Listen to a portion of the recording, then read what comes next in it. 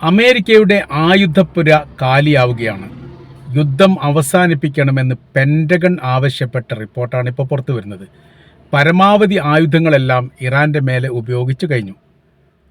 ഇനി അമേരിക്കയുടെ കൈവശത്തിൽ അങ്ങനെ വല്ലാതെ ഉപയോഗിക്കാൻ ആയുധങ്ങളില്ല. മിസൈലിൻ്റെ ഷോർട്ടേജുകൾ, ബോംബിൻ്റെ ഷോർട്ടേജുകൾ, യുദ്ധവിമാനം തകർന്നതുമായി ബന്ധപ്പെട്ട വിഷയങ്ങൾ, സങ്കീർണമായിരിക്കുന്ന പ്രശ്നത്തിൻ്റെയും വിഷയത്തിൻ്റെയും ഇടയിലാണ് ഇപ്പോൾ അമേരിക്ക നിലനിൽക്കുന്നത്.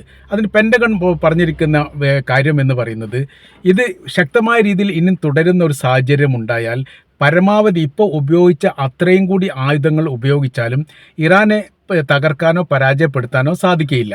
അങ്ങനെ വരുന്ന സമയത്ത് പിന്നീട് ഒരു യുദ്ധ ശത്രുവായി ചൈന മാറുകയാണെങ്കിൽ വളരെ നിഷ്പ്രയാസം ചൈനക്ക് അമേരിക്കയെ പരാജയപ്പെടുത്താൻ വേണ്ടി സാധിക്കും. വളരെ പ്രത്യക്ഷത്തിൽ ഇല്ലെങ്കിൽ പോലും പരോക്ഷമായ രീതിയിൽ വലിയ സഹായം ചൈനയുടേതും റഷ്യയുടേതും ഇറാന് ലഭ്യമാകുന്നുണ്ട്. അതുകൊണ്ടാണ് വളരെ കൃത്യതയോട് കൂടിയിട്ട് അമേരിക്കയുടെ സൈനിക ബേസും ആയുധപ്പുരകളും സൈനികരെയും ചേർന്നുകൊണ്ട് ആക്രമിക്കാൻ വേണ്ടിയിട്ട് ഇറാന് സാധിച്ചത്. മാത്രമല്ല, ഇറാൻ ഭയങ്കരമായിരിക്കുന്ന ഒരു ധൈര്യവും കിട്ടിയിരിക്കുന്നു. എത്രത്തോളം ധൈര്യത്തോടു കൂടിയാണോ അമേരിക്ക ജപ്പാനിലെ ഹിരോഷിമയിൽ ബോംബ് സ്ഫോടനം നടത്തിയത്, സമാനമായിരിക്കുന്ന ഒരു ധൈര്യമാണ് ഇറാൻ്റെ കൈവശത്തിലുള്ളത്. ഒരു ഒറ്റ രാജ്യം എന്ന നിലക്ക് അമേരിക്കയോട് വെല്ലുവിളിച്ചുകൊണ്ട് പിടിച്ചു നിൽക്കാനൊന്നും ഇറാന് സാധിക്കില്ല എന്ന് മനസ്സിലാക്കിയ അമേരിക്കയെ സംബന്ധിച്ചിടത്തോളം ഇപ്പോഴത്തെ അവരുടെ റിപ്പോർട്ട് അടിസ്ഥാനത്തിൽ പറയുന്ന സമയത്ത്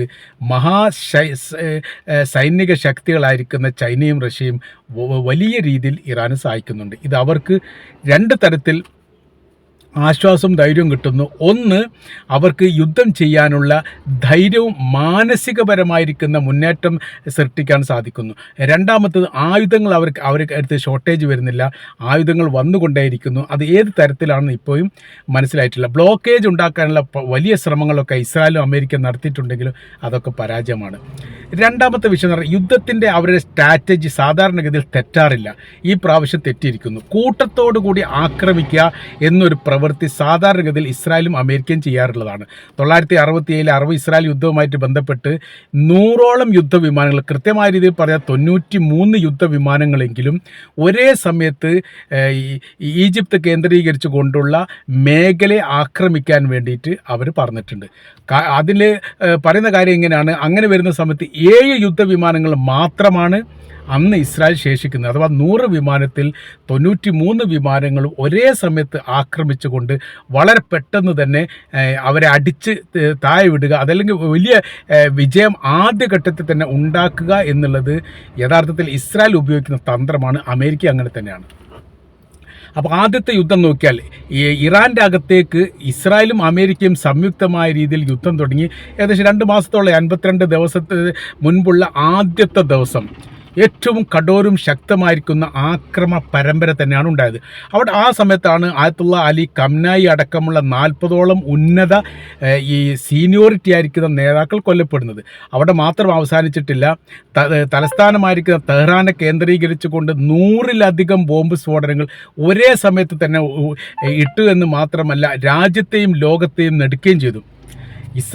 ഇറാൻ എന്ന് പറയുന്ന രാജ്യം തകർന്നു എന്നുള്ളതും പുതിയ ഭരണ സംവിധാനം വരാൻ പോകുന്നു എന്ന തരത്തിലുള്ള റിപ്പോർട്ടുകളാണ് പിന്നീട് ഇസ്രായേലിൻ്റെയും അമേരിക്കയുടെയും ഭാഗത്തുനിന്ന് പുറത്തു വന്നത്. അത് ഞങ്ങൾ തകർത്തിരിക്കുന്നു, ഞങ്ങൾ അവിടെ ആത്മീയ നേതാവിനെ കൊലപ്പെടുത്തിയിരിക്കുന്നു, സൈനിക കമാൻഡറെ ഇല്ലാതാക്കിയിരിക്കുന്നു, ഭരണ നേതൃത്വത്തിന് വലിയ രീതിയിലുള്ള തകർച്ച ഉണ്ടാക്കിയിരിക്കുന്നു, സൈനിക മേധാവികൾ ഓരോരുത്തരായിട്ട് സീനിയോറിറ്റി അനുസരിച്ച് ഞങ്ങൾ കൊലപ്പെടുത്തിയിരിക്കുന്നു, അവിടെ സൈനിക ആസ്ഥാനവും അവരുടെ താമസ സ്ഥലങ്ങളും അവരുടെ ആയുധം സൂക്ഷിക്കപ്പെട്ട മേഖലയും ആണവായുധവുമായിട്ട് ബന്ധപ്പെട്ട സർവ്വ മേഖലയും തകർത്തിരിക്കുന്നു.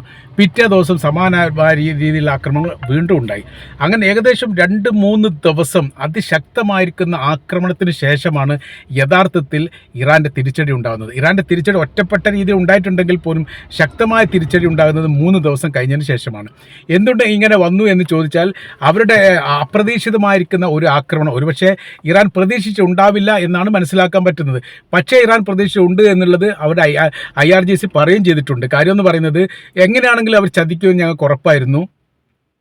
പ്രത്യേകിച്ച് കരാർ വ്യവസ്ഥ നിലനിൽക്കുന്ന സമയത്താണ് അവരുടെ ചതി കൂടുതലുണ്ടാവുക. കഴിഞ്ഞ പ്രാവശ്യം 2025 സമാനമായ രീതി തന്നെയാണ് ഉണ്ടായത്.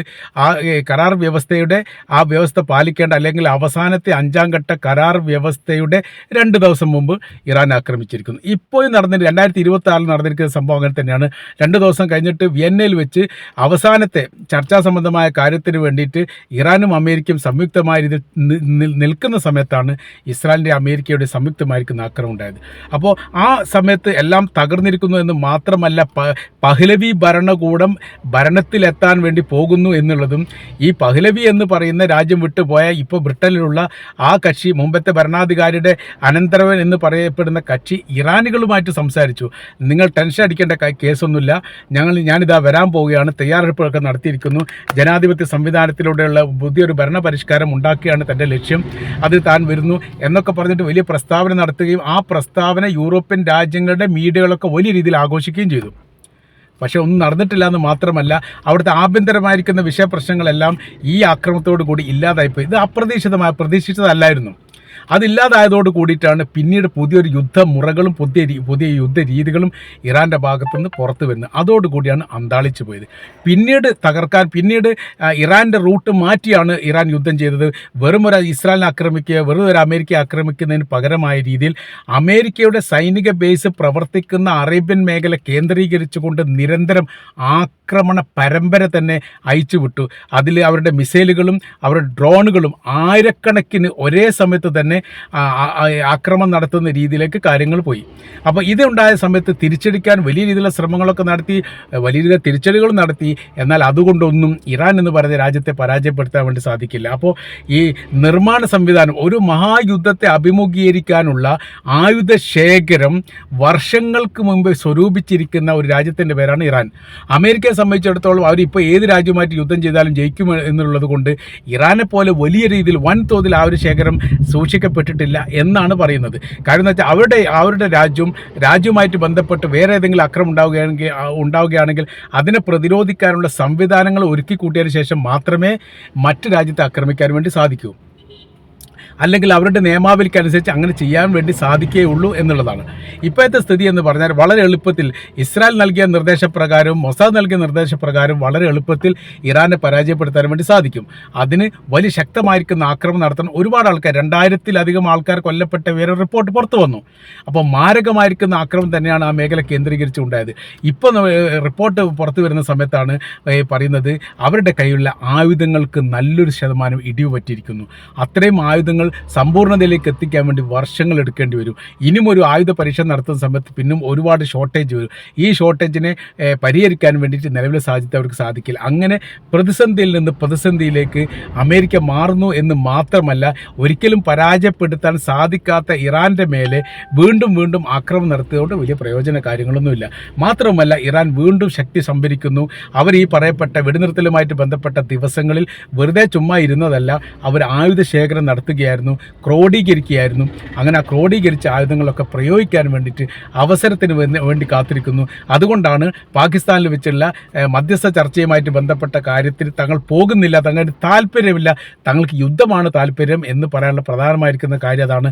മാത്രമല്ല, ഹോർമുസുമായിട്ട് ബന്ധപ്പെട്ട കാര്യത്തിൽ ഒരു തീരുമാനത്തിൽ എത്തിക്കഴിഞ്ഞാൽ, അതല്ലെങ്കിൽ എന്ത് ചെയ്യണം, അതിൽ ഒഴിവാകുന്ന ഒരു സാഹചര്യം ഉണ്ടായിക്കഴിഞ്ഞാൽ പിന്നീട് വരാൻ പോകുന്ന സാമ്പത്തികം നിലച്ചു പോകും എന്നൊരു പേടി ഇറാനുണ്ട്. അതുകൊണ്ട് യുദ്ധമാകുന്ന സമയത്ത് വല്ലാതൊന്നും അടുക്കാൻ വേണ്ടിയിട്ട് ഇപ്പോഴത്തെ നിലവിലെ സാഹചര്യത്തിൽ അമേരിക്ക വരില്ല. കാര്യം ലോകാടിസ്ഥാനത്തിൽ വലിയ രീതിയിലുള്ള എതിർപ്പ് നേരിട്ട് കൊണ്ടിരിക്കുകയും മുന്നേറാൻ പറ്റാത്ത രീതിയിൽ വലിയ പ്രയാസം അവർ അനുഭവിക്കുകയും ചെയ്യുന്ന സമയത്ത് യുദ്ധത്തിന് ഞങ്ങൾ തയ്യാറാണ് എന്ന് പറയാൻ വലിയ പ്രയാസമുണ്ട്.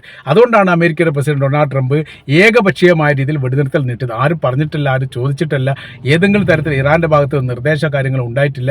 പക്ഷേ അവർ നീട്ടിയിരിക്കുന്നതിൻ്റെ കാര്യം എന്ന് പറഞ്ഞാൽ നിലനിൽക്കാൻ പറ്റാത്ത ഒരു പ്രധാന സാഹചര്യങ്ങൾ അവിടെ ഉണ്ടായിരിക്കുന്നു.